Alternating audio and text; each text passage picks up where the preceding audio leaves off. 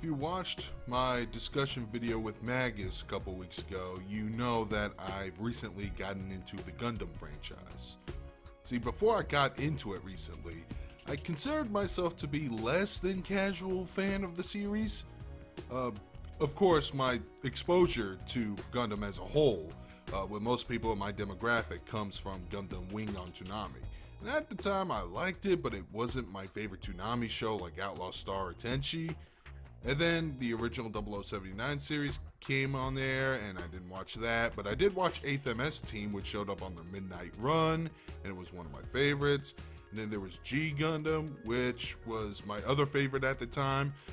But after that, I just stopped caring about Gundam altogether. I mean, I kind of phased out of it because I saw some of Gundam Seed, and I just really hated the art style. Get the fuck out, get that out of my face.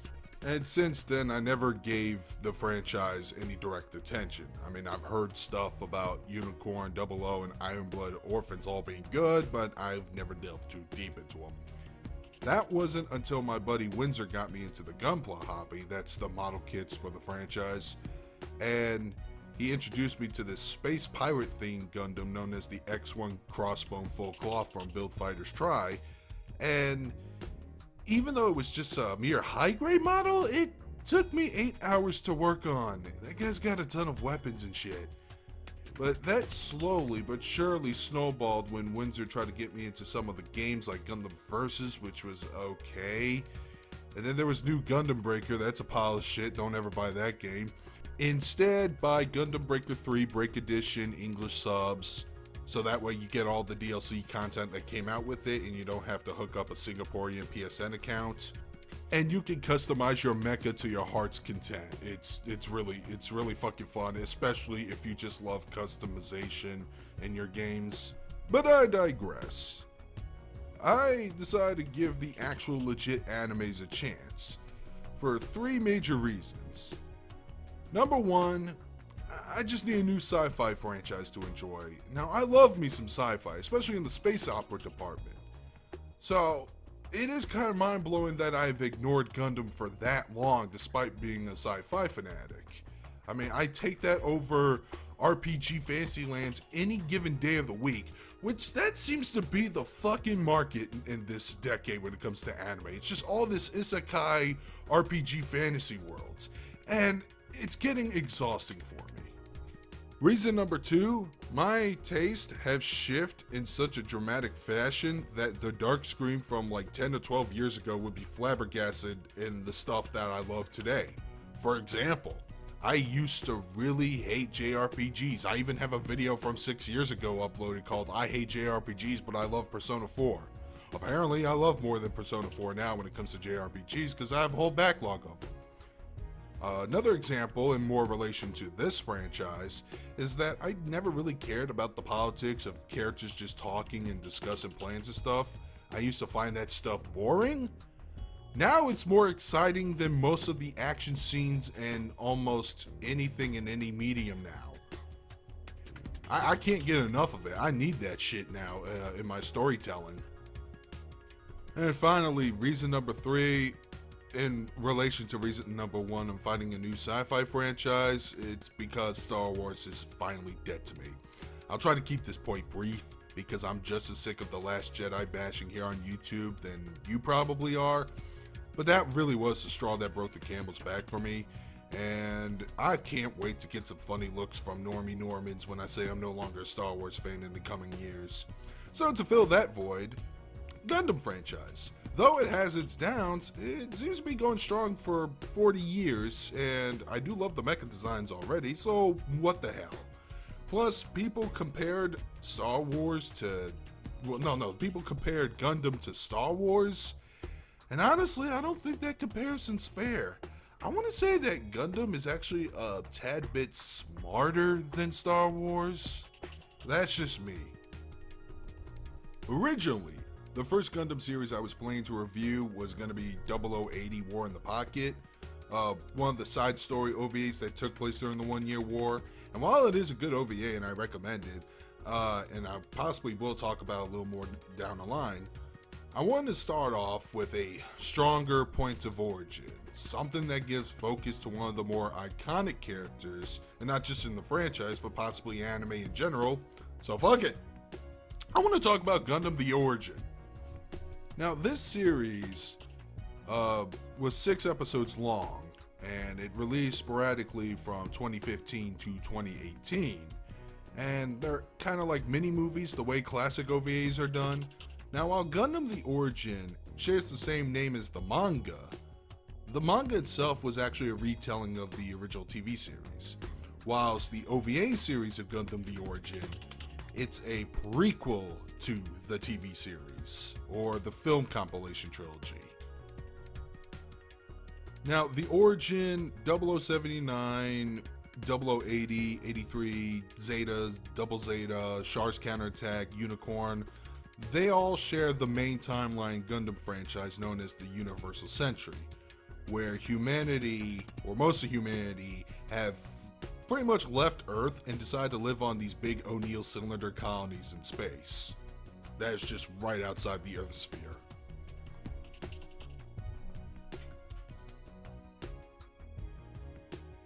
The origin starts off with the death of Zeon Zum Daikun, a politician and philosopher who created the new type evolutionary theory where once humans colonize in space, they'll evolve and have a better understanding of each other.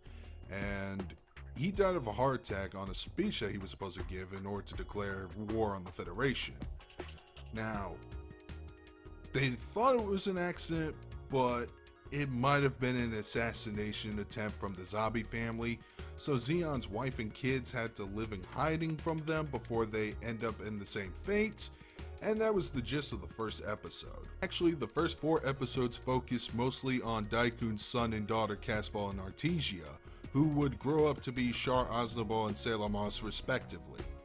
But the last 2 episodes, which are both 90 minutes in length, focus more on the beginnings of the One-Year War, focusing on major plot points like the time Zeon dropped a colony on Earth, Temray developing the RX-78 Gundam, introducing characters like Kai and Frau, and of course soon-to-be main character Amuro Ray, eventually ending almost where the TV series would begin. Now time for some deep dark confessions from a lazy-ass weeb. I did not watch the original TV series before watching The Origin. I did watch a good chunk of Gundam Unicorn, which did go into detail about Zeon's new type theory more, as well as some picking up information and trivia here and there. But that being said, I was told from another source that without any real knowledge of the TV series, Origin would be lost on you. I don't know, and I disagree with that statement for the most part, because despite the first episode starting off pretty rapid pace, with not 1 but 2 political assassinations in the span of 15 minutes, I was following what was going on with the series just fine. And whenever they throw in some reference or introduce a character that's not really important to this prequel but will be in the original series, they still kind of just flash a big spotlight on him or her anyways. Like in the second episode, they introduced Mirai having a conversation with Sailor's foster dad. And when I saw that scene, I just go, oh, you're a main character, aren't you? Okay. When you're exposed to a lot of prequels and franchises, you pick that stuff up right off the bat. And regardless to my exposure of the Gundam franchise, I'd still have to say Origin was pretty fucking awesome. Great characters, great story, great mecha action battles, and a bunch of other generic cliche things I can constantly say. But yeah, I enjoyed it. I enjoyed it a lot. It was a hell of a lot of fun. I guess we'll start off with the protagonist, Char himself, aka Casval. He is a very interesting anti-hero. He has reasons for going against the Zabi family since they've been trying to kill him and his family, even though they may or may not have been involved in Daikun's death directly. And he ain't that heroic of a person either. He will throw people under the bus in order to, get closer to his objective. But following this character was really great. A really interesting anti-hero for sure. As for his sister Sayla, boy do I feel bad for her. There's a reason why the second episode is titled Artesia's Sorrow. Finding out your mom died, then your cat dies shortly after, then shortly after that, your brother leaves you to potentially die in the military. Yeah, shit piles on her hard. She does get a badass moment when she shoots off some crazy anti-Xeon rioters in her own home colony, which is based off of Old West Texas. Then you have the Zabi family, the main antagonists in the origin. And yeah, they are a bunch of dicks. Girin and Kycilia especially. Kycilia for being a ruthless bitch who would even bomb her own brother in a car just because he slapped her in the face. And then you have Girin, who ordered out the colony drop plan I mentioned earlier in this review. But the one Zabi family member I did like, I thought he was fun, I thought he was hilarious, I thought he was pretty cool, until he was totally okay with Girin's aforementioned plan, was Dozel Zabi. One of the things I didn't like about him, or how he was written, was the out of blue love interest he had with one of the cadets in the military. Like I said, it happens fast, happens really quick, but they need it to happen because he is a father of one of the characters who becomes very important down the Universal Century timeline, Unicorn especially. So they needed it done, but just felt quick and forced. Alright, let's move on to the animation, which is done by Studio Sunrise. Now, in this OVA series, they heavily used a lot of CG. And the CG itself looks great on the ships, on the colonies, on the mobile suits. They all look great, and they all animate very smooth. You get some fun, crazy, explosive space battles. You even get to see the developments of the mobile suits, the origins of the Zaku. No pun intended. You actually get to see something that looks like a Rock'em Sock'em robot fight between two mobile workers. I thought that was pretty fun. But whenever the CG is used on almost anything else, like for camera shots or on fucking horses, it just pulls me out because it just looks cheaper than the rest of the animation on screen. It just pulled me out that hard. See, CG doesn't really bother me all that much when it's done just fine. I might be an old school anime fan, but I'm not that big of a stickler. However, if the frame rate looks about as choppy as a PlayStation 1 cutscene, then it kind of pulls me out. And I've been seeing that recently whenever anime's been using CG nowadays. But that wasn't the case for Origin for the most part, at least. Now, as for the character designs, oh boy, do I love these designs. And I gotta thank veteran character designer of the Gundam franchise, Yoshikazu Yasuhiko, for this. Oh, everyone looks great. It looks pretty consistent with the 1970s anime. Definitely looks like a more modernized 70s and 80s anime with wonderful designs. It looks like anime. Real anime, not this modern day bullshit I see all the time. Get the fuck out of my face! I do have to say one thing though about the character designs. One major character, Rambo Rao, also one of my favorites in the Origin. I have seen him in the original 0079 series now, and in the 0079 series, he looks like a middle-aged man, looks pretty heavy-set, but he was still pretty much a manly badass. In the Origin, even during the 1 Year War, he now looks a little bit younger, a little more rugged. He still has a badass mustache at least. But it really didn't pull me out that much because I actually think Rao's design in the Origin is a big upgrade from his original design in 0079. And as for the animation itself, it's classic OVA quality. Which means it's not as big as a film production, but it's still better than TV production, meaning there's more fluidity in the animation. I actually see background characters moving now. Now, as for the English dub, anyone who's actually seen Gundam in the past, in the early 2000s, I hate to say it, but I don't think any of their voice actors came back to reprise their roles. Most of the English dub was done by Studio NYAV, which is a New York-based voice acting company, and it's the same studio that dubbed Gundam Unicorn. So one consistent thing, well, two consistent things really, that came over from Unicorn to the Origin is that they have the same narrator, and Keith Silverstein, who is the voice actor for Full Frontal, Char's clone, plays Char Aznavour in the Origin. And I do like his performance. He's got this like suave, cool guy sounding voice with a little bit of sinisterism to it. Now, as for the dub, the dub itself is actually really, really good. The voice acting performances are all great and all. But one thing that I started to notice was that they didn't really care that much about lip syncing, to where I would see characters say some lines, but then their mouth flaps would still continue on for like a second or two. Or sometimes they'll talk, even though a character's mouth would be closed for like a whole second, but you can still hear audio coming out of them. And this happens throughout all 6 episodes too. Wasn't a problem with my Blu-rays because I saw the last 2 episodes streaming and they had that same problem. But overall, I still really loved Gundam The Origin. It's classic anime done in the modern age, and it's done very well, very right. Loved every second of it.